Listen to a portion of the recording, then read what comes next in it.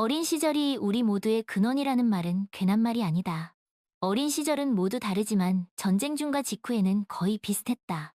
그 후에는 부모님, 그리고 무엇보다 강렬할 수 있는 환경 등 여러 요소에 따라 각자의 어린 시절이 형성된다. 구성 요소는 많지만 어린 시절은 대체로 어떤 어른, 더 정확히는 어떤 사람이 될지를 결정한다. 나중에 수정할 수는 있지만 더 어렵다. 도시 내 선도적인 신규 물류체계 개발 회사 소유주인 파벨 페트로비치 바벨 베터리치는 잘 알려진 부유한 사업가였지만 자신의 어린 시절을 자랑할 수는 없었다. 그는 대가족의 일원이었고 두 누나와 남동생 사이에 있는 둘째였다. 그들이 굶주린 것은 아니었고 부모님은 일하셨고 할머니는 연금을 받으셨지만 그들은 거의 요람에서부터 돈의 소중함을 알고 있었다. 7명의 가족이 옷장 하나로 생활했고 냉장고는 작았고 TV는 리모컨이 없었다. 한마디로 파벨은 대부분의 반 친구들에 비해 가진 것보다 가지지 못한 것이 더 많았다. 예를 들어 자전거를 가져본 적이 없고 바다에 가본 적도 없고 이런 식으로 계속해서 말할 수 있다. 파벨은 학교를 떠올리지 않으려 애쓰는데 떠올릴 만한 것이 무엇이 있겠는가? 괴롭힘과 조롱. 그를 생일 파티에 초대한 사람이 한 명도 없었고 나중에는 세련된 옷을 입은 반 친구가 부모님을 설득해서 전날 파티를 열 수 있도록 허락을 받은 아파트에도 초대받지 못했다. 처음에는 자신도 초대되기를 바랐다. 시험에서 어떤 유형의 문제든 풀어야 할 때는 거절하지 않고 먼저 다른 사람을 위해 풀어주고 그 다음에 자신을 위해 풀었다. 그는 학교 당번을 대신 서주기도 했다.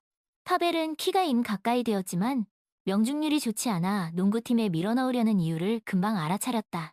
팀이 지면 모두가 파벨을 빈으로 만들어버려 라고 소리쳤다. 6학년쯤부터 파벨은 사람들 앞에서 울지 않는 것이 가장 중요해졌다. 그는 오랫동안 노력하고 배우고 익혔다. 자신을 향해 던져진 모욕적인 농담을 들으면 입꼬리를 올려 미소 짓고 한쪽으로 비켜섰다. 같은 6학년쯤부터 반 친구들은 그에게 주먹을 쓰는 일을 그만두었다. 그전까지는 이미 많이 맞았다. 집에서는 아이들을 때리지 않았고 꾸짖기는 해도 때리지는 않았다. 파벨의 아버지는 졸업장을 받은 아들이 일을 하러 가지 않고 대학에 가겠다고 했을 때 딱 한 번 손을 올렸다. 아버지는 야간 과정에 대해 말씀하셨지만 파벨은 처음으로 이렇게 딱 잘라 말했다. 모스크바에 가서 대학에 들어가겠어요. 그때 아버지가 그에게 손을 휘두르셨다. 파벨은 아버지를 이해했다. 두 누나는 결혼해서 남편과 함께 살고 있었지만 그들 역시 간신히 생계를 유지하고 있었다. 각자 비슷한 처지의 남자를 선택했다고 할 수 있겠다. 심장병을 앓고 있는 남동생도 있었는데 그는 학교에 다니는 것보다 병원에 누워있는 날이 더 많았다. 의사들은 올해나 내년에 수술을 할 수 있다고 했지만 상당한 비용이 필요했다. 파벨은 이 사실을 알고 있었고 가족에게서 한 푼도 가져갈 생각이 없었다. 중요한 것은 대학에 들어가는 것이었고 그러면 아르바이트를 찾을 수 있을 것이다.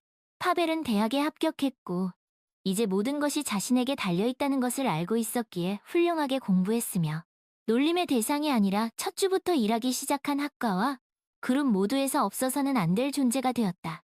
그는 강의와 세미나 모두에 흥미를 느꼈다. 파벨은 더 이상 부끄러워하지 않았고 이제는 독창적인 질문을 하거나 그에 못지않게 독창적인 답변을 했다. 학과장은 졸업하기 2년 전에 파벨을 자신의 사무실로 불렀다. 그들은 파벨의 미래에 대해 이야기를 나누었다. 졸업 후에 무엇을 할지 이미 알고 있나요? 학과장이 물었다. 아직 확실하게 결정하지는 못했습니다. 파벨이 대답했다. 저는 여러분에게 우리나라에서는 비교적 새로운 분야인 물류를 제안하고 싶습니다. 이것이 무엇인지 알고 있나요? 대략적으로는 알고 있습니다. 파벨이 말했다. 제가 제안을 하나 하겠습니다. 제네바의 한 경영대학원에서 주최하는 경연대회를 위해 물류에 대한 개괄적인 자료 또는 원한다면 입문서를 준비해보세요. 기한은 3개월입니다. 작업이 완료되면 영어와 러시아어로 된 2개의 사본을 조직위원회 주소로 보내야 합니다. 한 달 동안 그들은 작업을 검토하고 우승자를 결정합니다. 여러분은 충분히 우승자가 될 수 있습니다. 여러분에게 물류는 거의 알려지지 않은 주제일 수 있지만 여러분은 뛰어난 논리력과 훌륭한 지식을 가지고 있습니다. 따라서 이 경연대회의 수상자가 되는 것은 충분히 현실적입니다. 또한 심사위원단은 최고의 작품을 선정하여 경영대학원의 연감에 게재합니다. 이것은 자신의 사업을 시작하기 위한 초기 자본이 될 수 있는 상당히 실질적인 수수료입니다. 이것에 관심이 있나요? 파벨은 매우 갑작스럽기는 하지만 흥미롭고 작업할 준비가 되어 있다고 말했다. 하지만 영어로 된 기술 번역을 해줄 훌륭하고 유능한 번역가를 찾아야 하고 경연 대회 요구사항에 따라 작업을 작성해야 합니다. 교수가 말을 이었다. 이것은 파벨의 인생에서 전환점이었다. 물류가 그의 미래 사업의 기초가 되었고 연감에 그의 개괄적인 자료가 게재되면서 받은 상당한 수수료로 시작되었기 때문이다. 그리고 둘째로 당시 외국어학부 학생이었던 스베틀라나 시빌라나가 파벨이 준비한 30페이지 분량의 텍스트를 영어로 번역하는 데 동의했다. 스베틀라나는 그 교수가 추천해 주었다. 긴 이야기를 짧게 줄이자면 이 둘은 부부가 되었고 후회하지 않았다.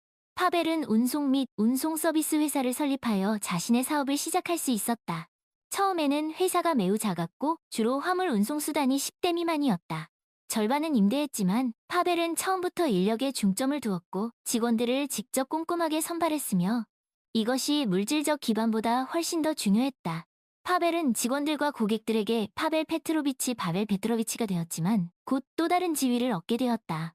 바로 아버지였다.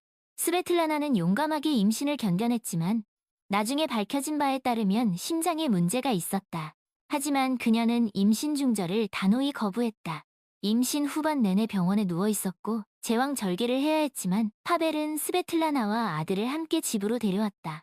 퇴원하기까지 3주 동안 파벨은 아들이 자신이 결코 잊을 수 없는 조롱과 굴욕의 대상이 되지 않도록 어떻게 키워야 할지 고민했다. 물론 재정적으로 그의 아이가 가장 나쁘게 입는 일은 없을 것이고 스포츠나 음악 등 모든 추가 활동을 그의 아들이 할 수 있을 것은 분명했다. 하지만 그에 맞는 성격도 있어야 했다.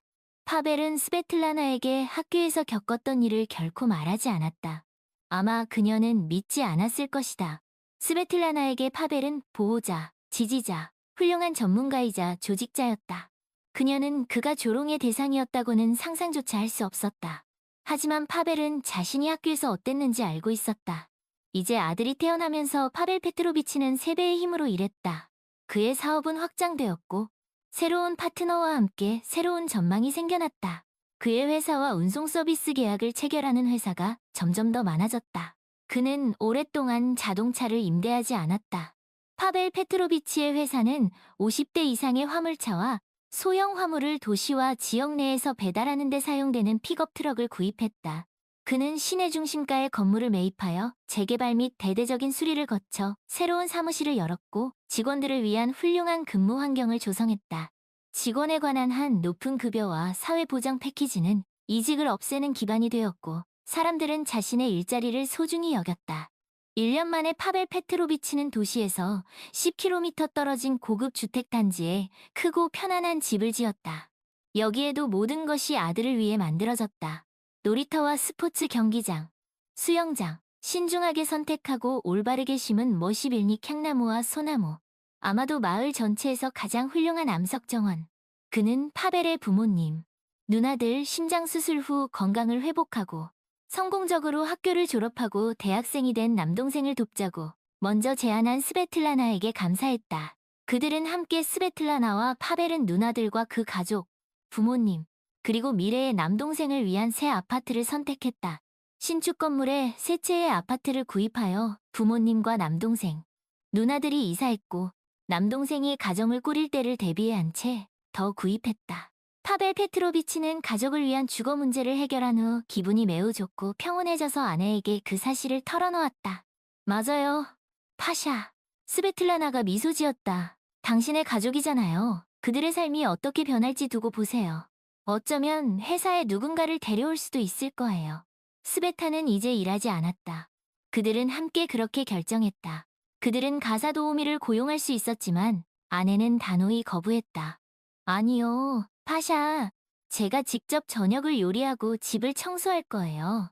그녀가 말했다. 대청소는 청소회사에 맡기면 되고요. 스베틀라나는 자동차도 거부했다. 파벨 페트로비치는 그 이유를 알고 있었다. 그녀는 여전히 교통사고로 부모님과 오빠를 잃었을 때의 두려움을 가지고 있었다. 그녀는 기적적으로 다리만 부러진 채 살아남았다.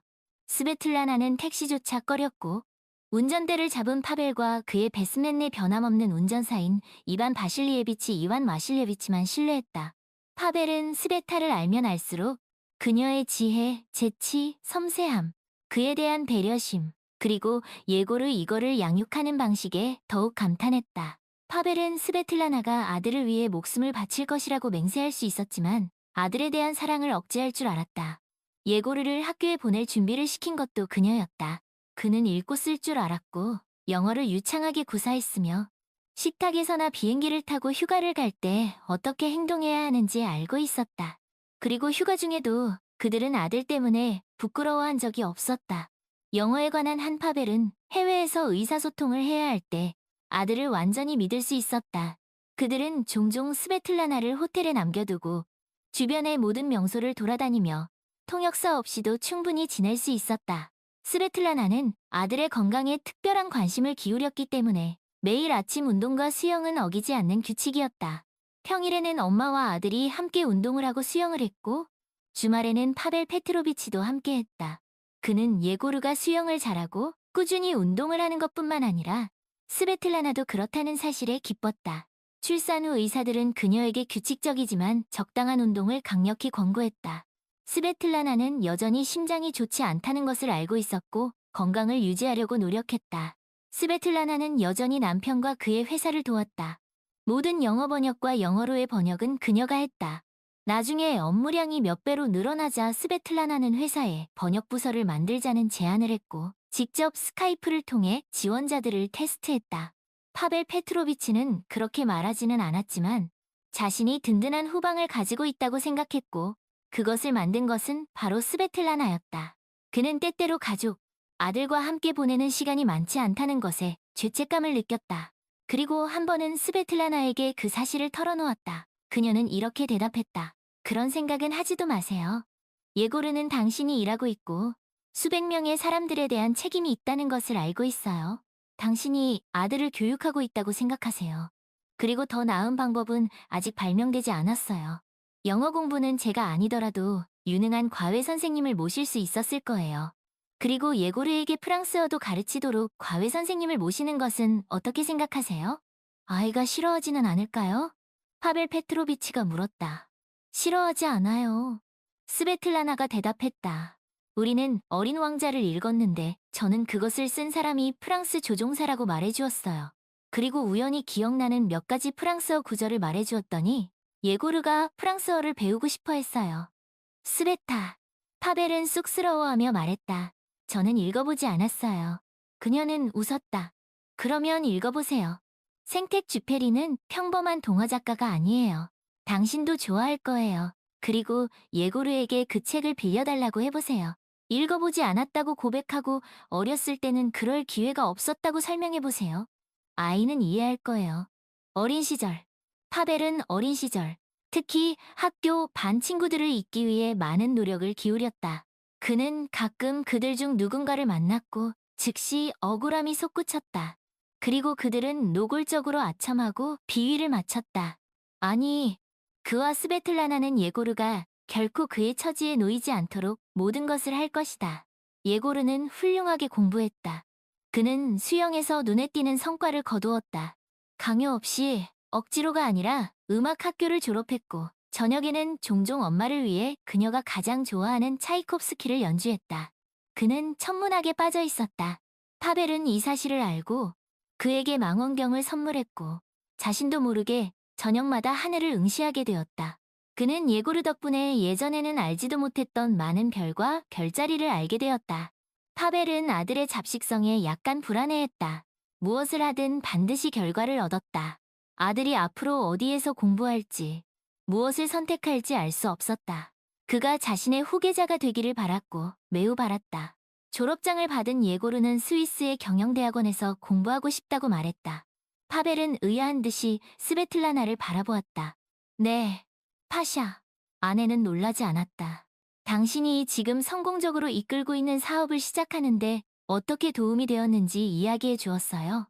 하지만 이야기만 해 주었을 뿐이에요. 그렇죠. 예고르가 그에게 물었다. 엄마는 그냥 이야기만 해주셨어요. 하지만 그 이후로 저는 졸업장만을 위해 교육을 받는 것을 원하지 않는다는 것을 잊지 않았어요. 저는 이 경영대학원에 대해 많이 읽었어요. 부모님이 반대하지 않으신다면 저는 그곳에서 공부할 거예요. 그들은 반대하지 않았다. 다만 그곳이 멀고 예고르가 혼자 있을 것이고 학업뿐만 아니라 유혹과 오락도 많을 텐데 잘 해낼 수 있을지 걱정되었. 하지만 다른 한편으로 예고르는 어릴 때부터 눈에 띄는 심지가 있었다. 요즘에는 보기 드물게 예의 바르고 교양 있는 사람으로 자랐. 겉으로는 전형적인 부잣집 아들 같았지만 겉모습일 뿐이었다. 예전에는 이런 사람들을 두고 머릿속에 왕이 있다고 했. 예고르는 제네바로 떠났고 입학했다. 그리고 첫 달 동안 매일 부모님에게 자신의 캠퍼스에 대한 사진을 보냈다. 파벨은 그 이름에 익숙해지고 있었. 하지만 그도 공부할 때 캠퍼스에서 살았던 것으로 밝혀졌다. 다만 그때는 학생 기숙사라고 불렸고 편의 시설이 적었. 예고르의 캠퍼스는 모든 것이 세심하게 고려되어 있었다. 강의실과 학생 기숙사가 나란히 있었고 방 하나에 2명 이상의 학생이 거주하지 않. 세탁실을 포함한 완벽한 편의 시설. 전형적인 스위스 조경 디자인의 닫힌 마당. 학업을 위한 최대한의 편의시. 인터넷과 레이저 프린터뿐만 아니라 모든 강의실에 스마트보드가 있었다. 이곳에서는 양방향 수업에 중점을 두었다. 아마도 지식을 전달하고 습득하는 가장 효과적인 형태일 것이. 교사와 학생은 적극적인 상호작용을 통해 대화를 나누며 이러한 대화는 민주적 관계의 예가 될 수 있다. 예고르는 자신에게 흥미로운 고등교육기관뿐만 아니라 가장 적합한 교육 시스템을 찾았다고 여러 번 말했다. 그리고 부모님은 그를 믿어. 최대한 독립적인 예고르는 다른 관점을 경청하고 이해할 줄 알았다.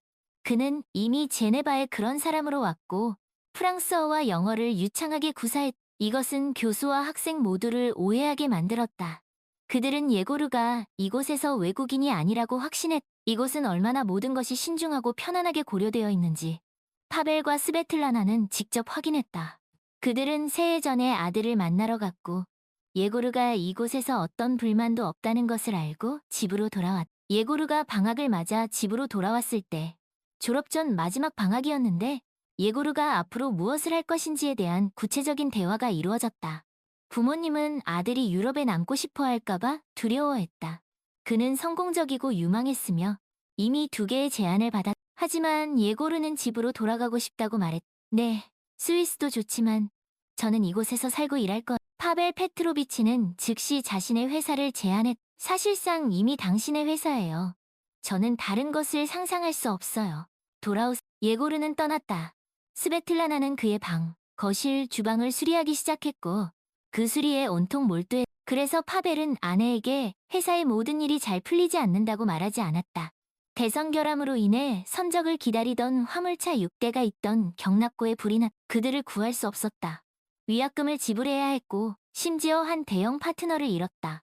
그는 다른 운송회사로 옮겨갔. 그 후 파벨 페트로비치의 회사와 유사한 프로필을 가진 다른 회사들이 고개를 들기 시작했고 말 그대로 발뒤꿈치를 밟기 시작했. 예고르가 돌아올 무렵 아버지 회사의 재정 상태에 심각한 구멍이 생겼. 예상대로 경쟁사들은 몇몇 고도로 숙련된 직원들에게 더 높은 급여를 제공하여 그들을 유인했. 이론적으로 파벨 페트로비치는 모든 사업에 암흑기가 닥칠 수 있다는 것에 대비하고 있었다. 그는 절망하지 않았고 모든 것이 제자리로 돌아올 것이라고 믿었. 파벨 페트로비치가 예고르를 자신의 대리인으로 삼으려고 했을 때 이런 일이 일어난 것은 유감스러운 일이었다.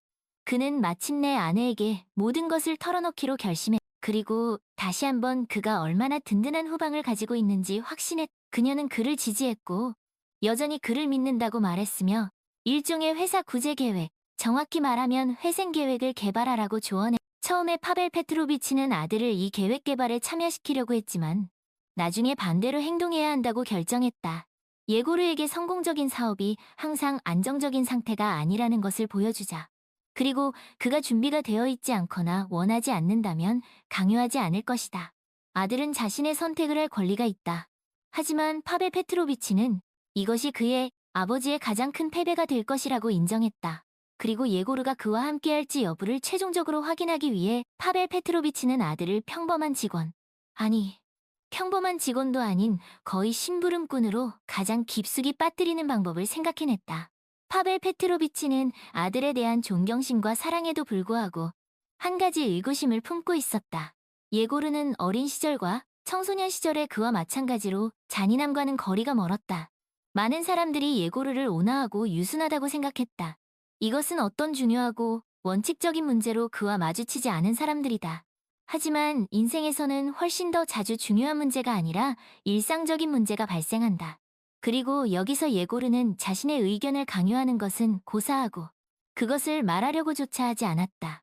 그리고 이것은 성격이 약해서가 아니라 단지 성격 때문이었다.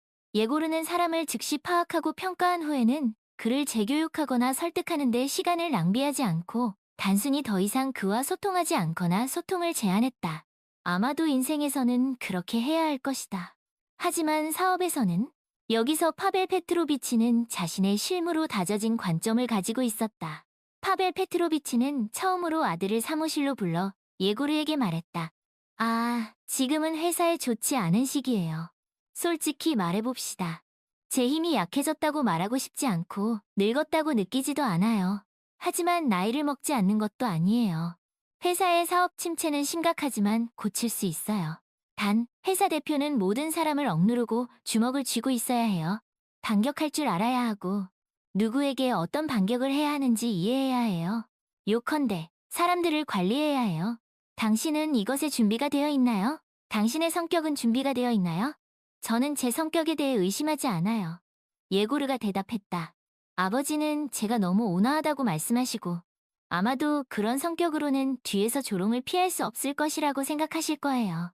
하지만 저는 그렇게 생각하지 않아요. 모든 것은 제가 업무에서 어떻게 자신을 보여주느냐에 달려 있을 거예요. 저는 지도자의 용맹함은 두려움을 사고 경례를 받는 데 있는 것이 아니라 존경을 받는 데 있다고 확신해요. 예고르, 파벨 페트로비치가 말했다. 저는 당신에게 저와 함께 연기해달라고 부탁하고 싶어요.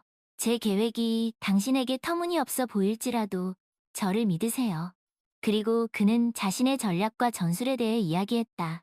그는 가짜 인물을 고용하여 모든 사람에게 자신의 대리인이라고 소개할 것이다.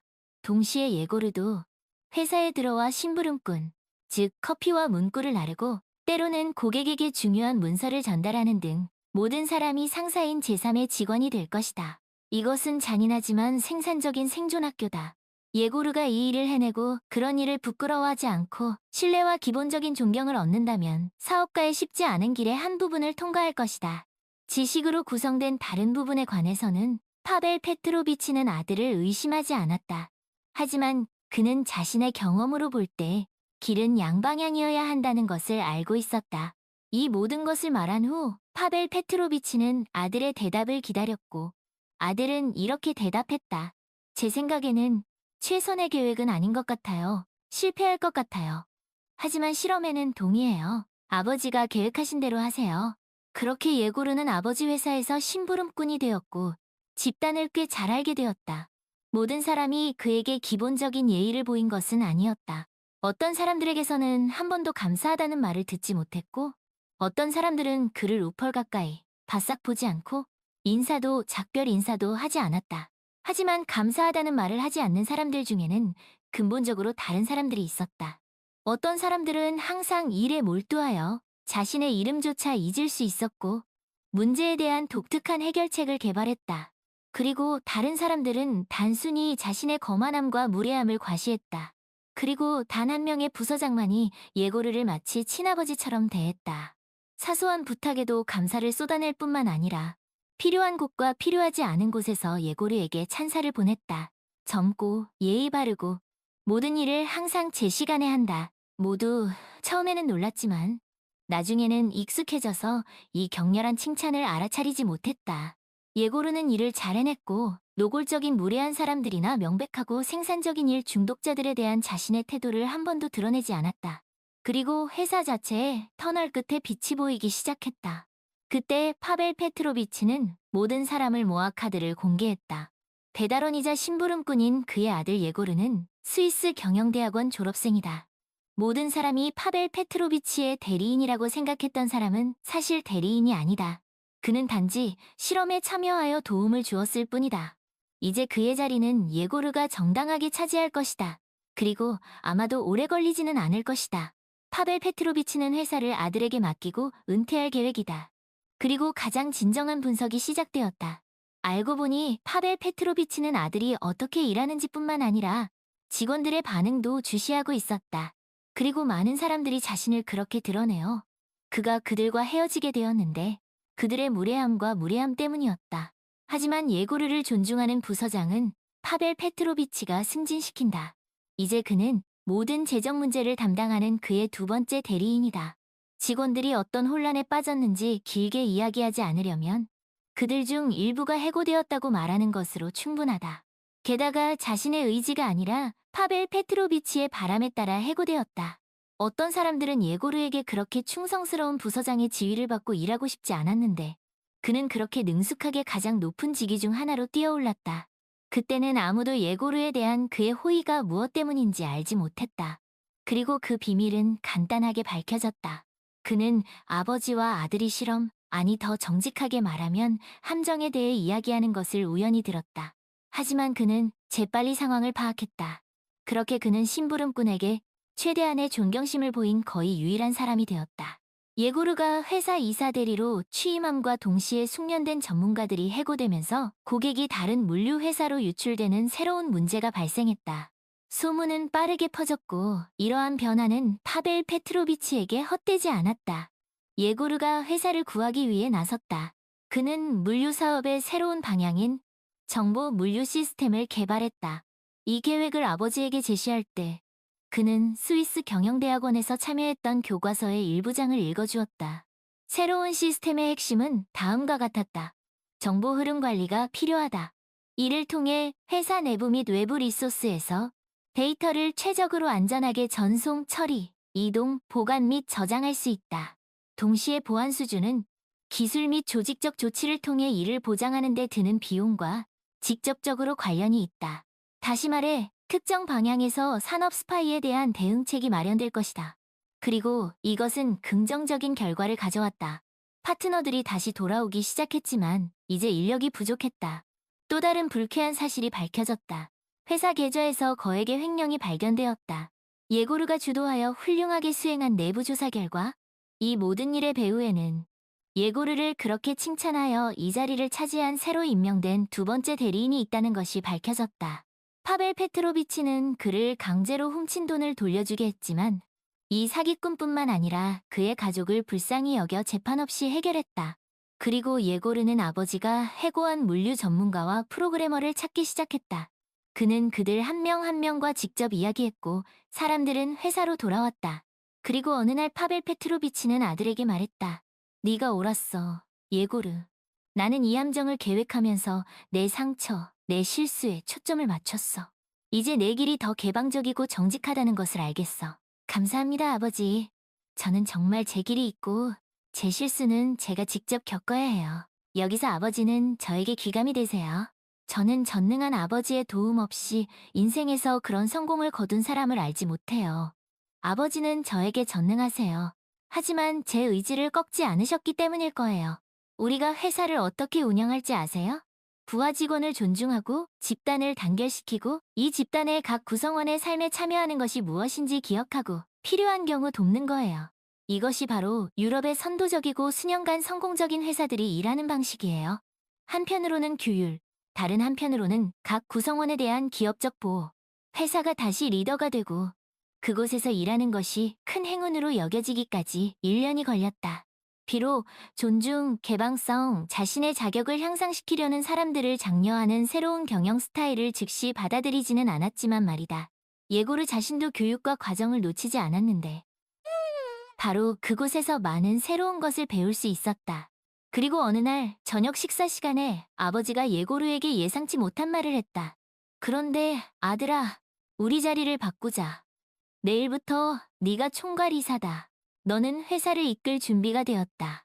글쎄, 내가 은퇴할 때까지 기다릴 필요가 있겠니? 하지만 나를 내 대리인으로 삼아줄래?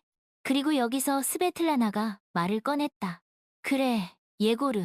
나도 내 아버지를 위해 청원할게. 그를 내 대리인으로 삼아. 그는 너에게 든든한 후방을 보장해 줄 거야. 그리고 덧붙였다.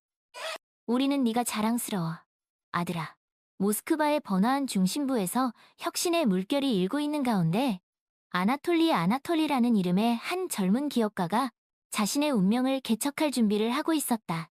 그는 단지 꿈만 가진 사람이 아니라 다른 사람들이 불가능하다고 일축하는 것을 현실로 만들고자 하는 비전을 가진 사람이었다. 아나톨리의 무기는 번뜩이는 재치와 창의력이었고 그의 무기고는 그가 가상현실 VR이라고 부르는 매혹적인 기술이었다. 아나톨리는 그저 평범한 사업가가 아니었다. 그는 VR 기술의 복잡한 세계에 깊이 몰두한 선구자였고 그 잠재력을 열렬히 믿었고 VR이 일상생활의 일부가 되는 미래를 상상했다. 그는 VR 헤드셋을 단순한 장난감이 아니라 일, 학습, 사교 방식을 혁신할 수 있는 도구로 보았다. 아나톨리는 수많은 불면의 밤을 보내며 자신의 기술을 연마하고 VR 기술에 대한 전문 지식을 쌓기 위해 노력했다. 그는 기술 컨퍼런스, 워크숍, 세미나에 참석하여 업계 동향에 정통하고 VR 분야의 다른 선구자와 교류하며 보냈다. 이 시기에 그는 디지털 마케팅 전문가이자 미래의 아내가 될 엘레나는 숙련된 마케터로서 소비자 행동에 대한 예리한 이해와 여론을 움직이는 재주를 가지고 있었다. 그녀는 시장을 정확히 파악하는 놀라운 능력을 지니고 있었고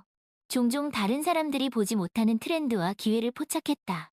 두 사람은 함께 아나톨리의 VR 전문 지식과 엘레나의 마케팅 통찰력을 결합하여 시너지를 창출했고 다른 사람들은 불가능하다고 생각하는 벤처 사업을 시작했다. 그들의 회사는 빠르게 성장하여 투자자와 기술 애호가 모두의 관심을 끌었다. 그들은 VR 게임, 몰입형 교육 플랫폼, 가상 여행 경험 등 다양한 제품을 개발했다. 그들의 주력 제품은 사용자가 집에서 편안하게 전 세계를 여행할 수 있는 가상 여행 플랫폼이었다. 이 제품은 히트를 쳤고 순식간에 수백만 명의 사용자를 확보했다. 그러나 이러한 성공에도 불구하고 아나톨리는 여전히 자신의 성과에 만족하지 않았다. 그는 계속해서 VR 기술의 경계를 넓히고 훨씬 더 몰입적이고 현실적인 경험을 만들 방법을 찾았다. 그는 특히 교육 분야에서 VR의 잠재력에 관심이 많았고 학생들이 역사적 사건을 직접 경험하거나 인체 내부를 여행할 수 있는 가상 현장 학습을 상상했다.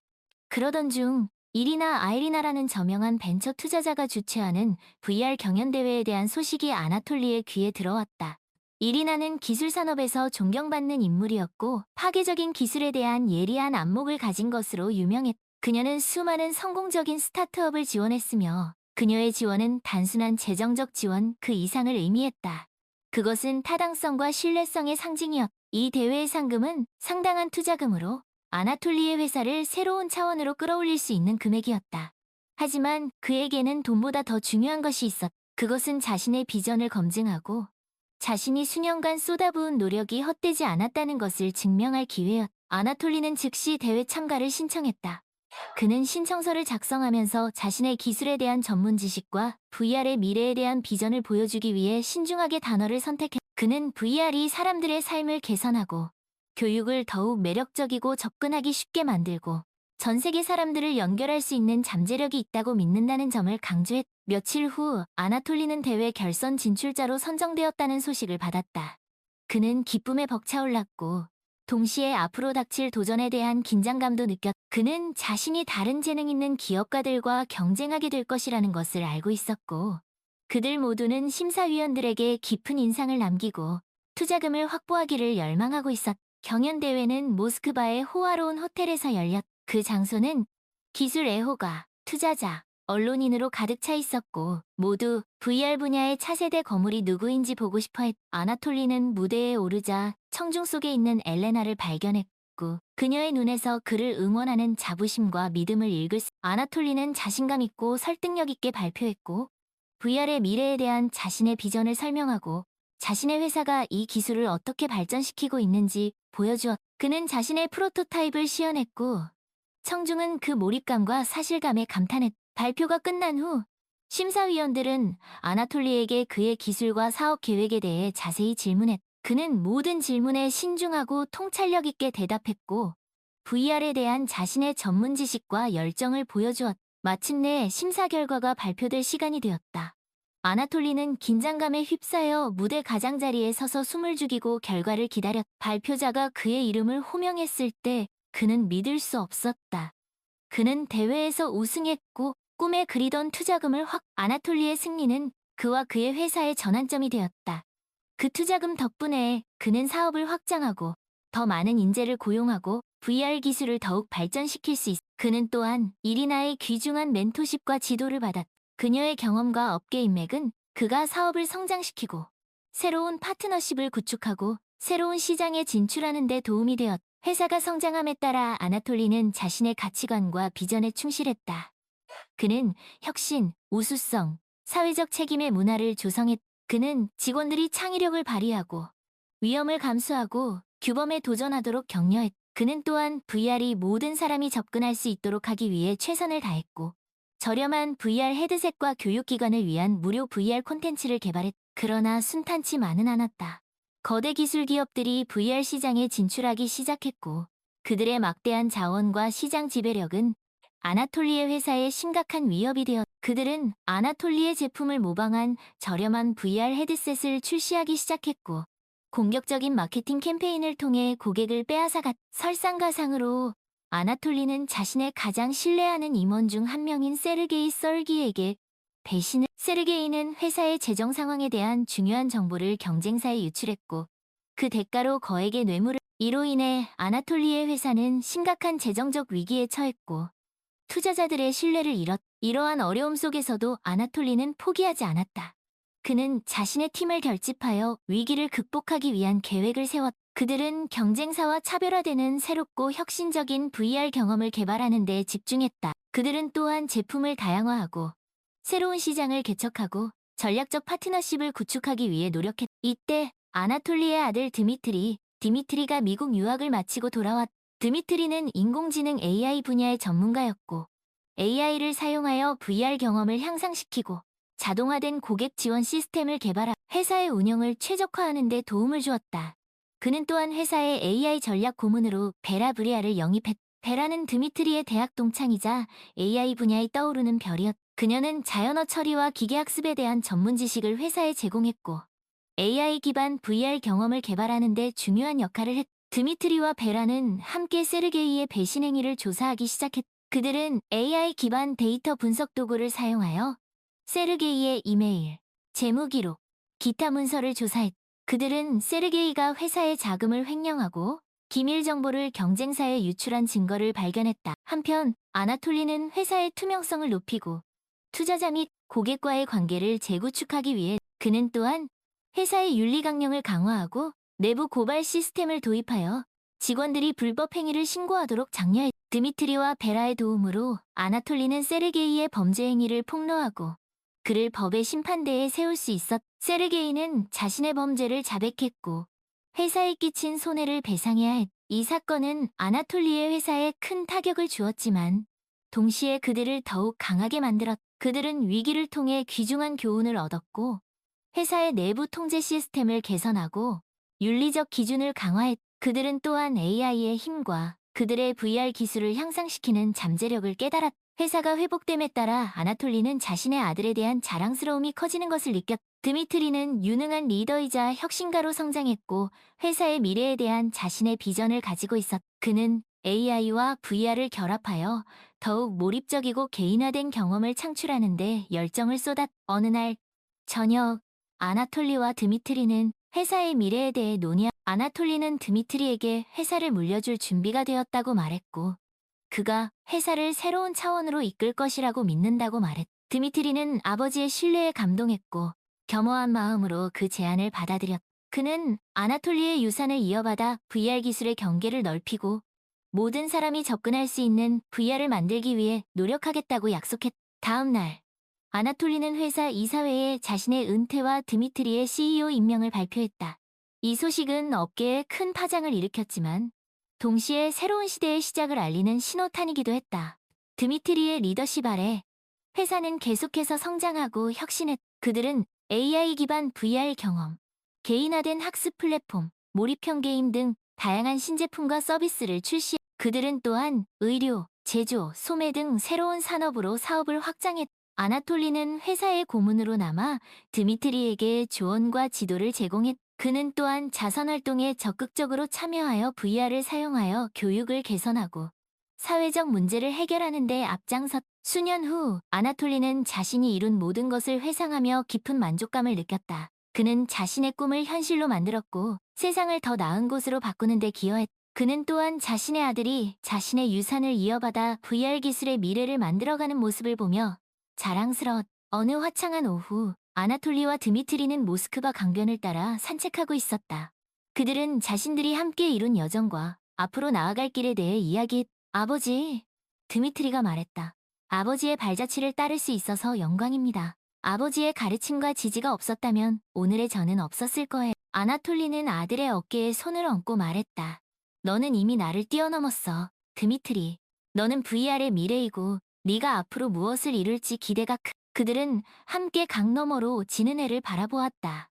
그들은 그것이 단순한 일몰이 아니라 새로운 시대의 여명임을 알고 있었다. VR과 AI의 시대, 그들이 함께 만들어갈 미래였다. 그들의 이야기는 러시아에서 가장 유명한 이야기가 되었고 그들의 회사는 전 세계적으로 혁신의 상징이 되었다. 그들은 계속해서 협력했고 아나톨리는 드미트리의 조언자이자 멘토 역할을 했고 드미트리는 회사의 신선한 아이디어와 에너지를 불어넣었다. 그들은 함께 VR 기술의 경계를 넓히고 다른 사람들이 불가능하다고 생각했던 것을 창조했다. 수년이 지나 아나톨리는 세상을 떠났지만 그의 유산은 드미트리와 그들의 회사를 통해 계속 이어졌다. 드미트리는 VR을 사용하여 교육, 의료, 엔터테인먼트 등 다양한 분야의 혁신을 일으켰다. 그는 또한 VR을 사용하여 사회적 문제를 해결하고 세상을 더 나은 곳으로 만들기 위해 노력했다. 드미트리는 종종 아버지를 생각하며 그가 자신에게 가르쳐준 모든 것에 감사했다. 그는 아나톨리가 자신을 자랑스럽게 여길 것이라는 것을 알고 있었고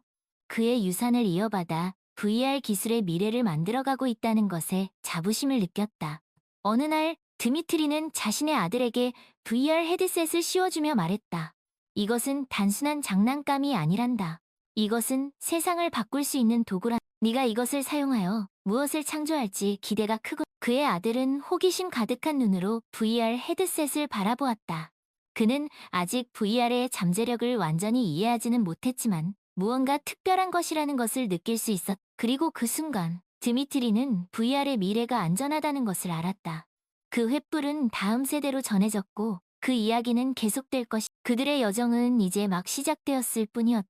그들은 함께 VR 기술을 사용하여 세상을 더 나은 곳으로 만들고 모든 사람에게 VR을 제공하기 위해 계속해서 노력할 것이. 그들의 이야기는 영원히 기억될 것이며 그들의 유산은 미래 세대에게 영감을 줄 것이. 그들은 함께 VR 기술의 미래를 만들어갈 것이고 그들의 이야기는 영원히 계속될 것이.